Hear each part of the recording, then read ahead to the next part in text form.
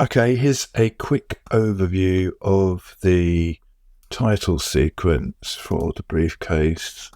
So this composition here is basically a sequence of smaller compositions which makes up the entire sequence. In this initial composition here, we've just got the name of my film company. So you've got the red flare. I think that's just flicking and flashing, same as these two. So if I solo all these, you'll see sort of little bits of light flares and flickering, which happens throughout on top. So you've got the flares, you've got the flickering, and then you've got a pre-comp, another composition embedded in this composition, which is just the lettering on its own.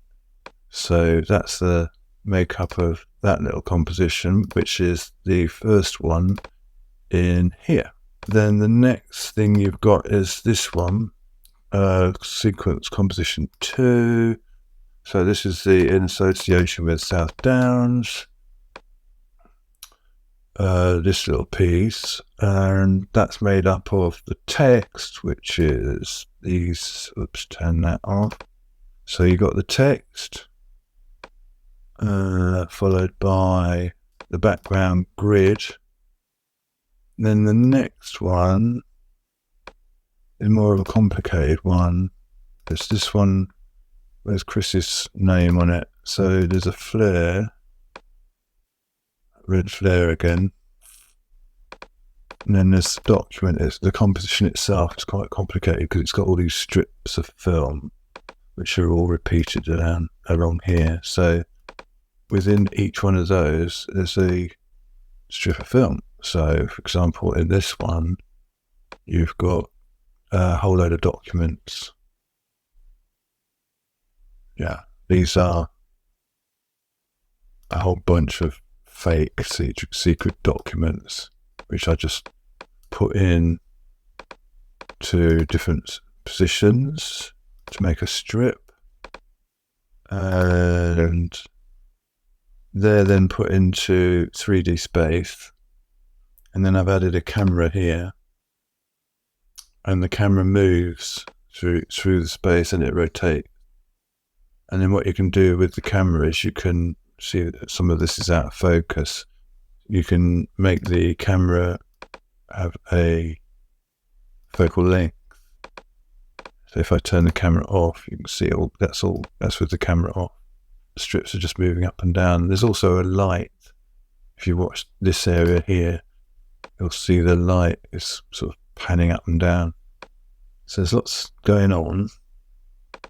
And then on top of all that, you've got the just the text there, which also comes as the camera pushes forward, it goes out of focus because it comes out of the focal zone. There's an adjustment layer here as well, which gives it the blue, overall blue tint. I did try having a bit of yellow in it, but I decided just to keep it all blue. That's that one. And then you just basically go through the whole sequence. It's the Julia composition.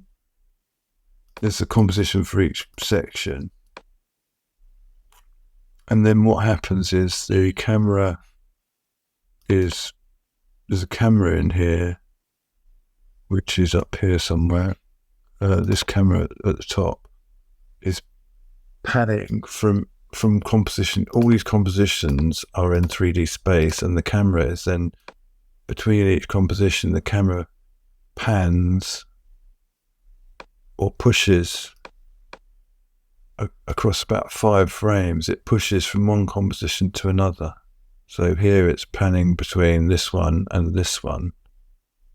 And I just added lots of sort of flashing and sort of excitement during the pan so that it makes it a little bit more interesting. There's some sort of old film gate stuff as the pan goes across. Here's another transition here, going from Julia's page to this little intermediate shot of some aerial maps.